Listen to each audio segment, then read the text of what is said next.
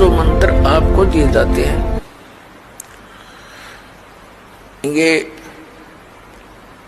आपको यहां प्रयोग नहीं करने चाहिए थे। आपने इनकी कमाई को संग्रहित करना है, सुरक्षित रखना है। किसी को आशीर्वाद नहीं देना, किसी को कोई दुआ या बद्दुआ नहीं देना।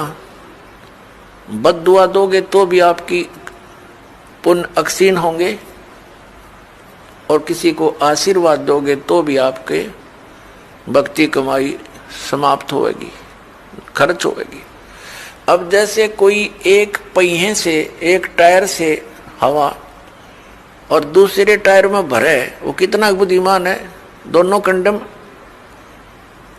वो युद्ध है इसका। ये बुद्धिमान व्यक्ति ऐसे काम करता है, उसको सलाह देगा भाई यहां से जाइए, वहां आगे एक हवा भरने का यंत्र है, आप वहां से हवा भराइए, दोनों का काम चले।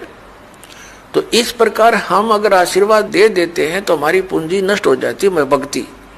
अब ना उसको लाभ, उसको थोड़ा सा लाभ उसको होगा और आप यहीं रह गए, दोनों चौड़ चपट, क्या फायदा। तो इस प्रकार हमने अपने बच्चों को, भाई बहन, माता पिता, सबको, संबंधित जितने मित्र हैं या वैसे भी कोई, एक सद्भावना पूर्वक सबसे प्रार्थना करनी चाहिए कि आप भी दीक्षा लो और अपनी हवा आप भरो।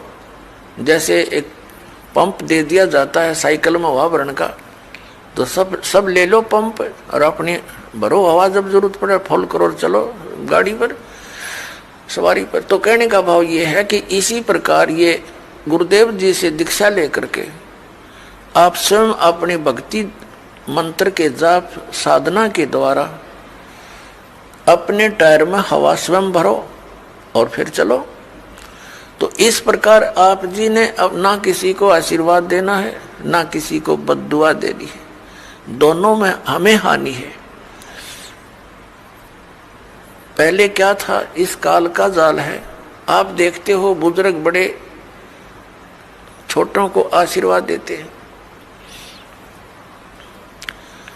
और बड़े उनके चरण छूते हैं, क्योंकि पहले जो एक आपने देखा होगा एक पाग सिस्टम है। पाग जैसे पिता की मृत्यु के उपरांत बड़े पुत्र को एक पाग बांधी जाती थी, पगड़ी, और फिर वो पिता वाले कर्म वो करता था। आप पिछला इतिहास देखिएगा तो उसमें क्या होता है कि वो आशीर्वाद देने वाला अपनी पूंजी नष्ट करता है और उनको आशीर्वाद देता। जैसे आपने देखा होगा एक पुत्र वधू अपनी सास के पैर दबाती है या किसी और बड़ी बूढ़ी के उसके पास बैठी है उसके पैर छूती है, वो उसको दुआ देती है, पुत्रवती हो, तेरे बेटे हो, पुतों फड़िए दूध दो, नहाइए, इस तरह के देते हैं। तो वो बुढ़िया के पास जो चवन्नी थी वह तो पुत्र वधू को दे दी, आप खाली होगी, आगे चारदर है ही नहीं। तो इस प्रकार हमने अपनी इस भक्ति को बर्बाद नहीं करना है, ना किसी पुत्र वधू को आशीर्वाद देना है। पुत्र वधू को भी परमात्मा से जोड़ दे, बेटी अपनी कमाई कर और तेरा भी कल्याण हमारा भी कल्याण होगा। अपने आत्माओं,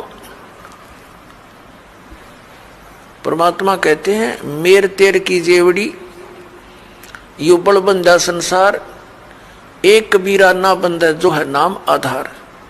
जिसने नाम प्राप्त हो गया, परमात्मा को आधार मानकर चल रहा है, वो इस संसार की मेर तेर की जेवड़ी में बंधा नहीं गा।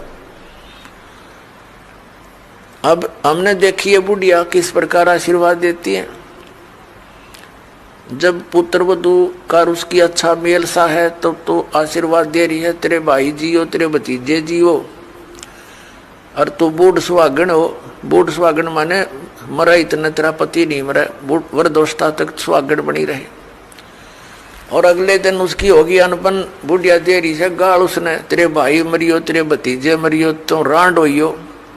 बताओ, वो दूना टोटा कर लिया उसने। पहले तो आशीर्वाद देकर खोई, फिर उसने बद्दुआ देकर भक्ति खोई। तो ये कोई बात हुई?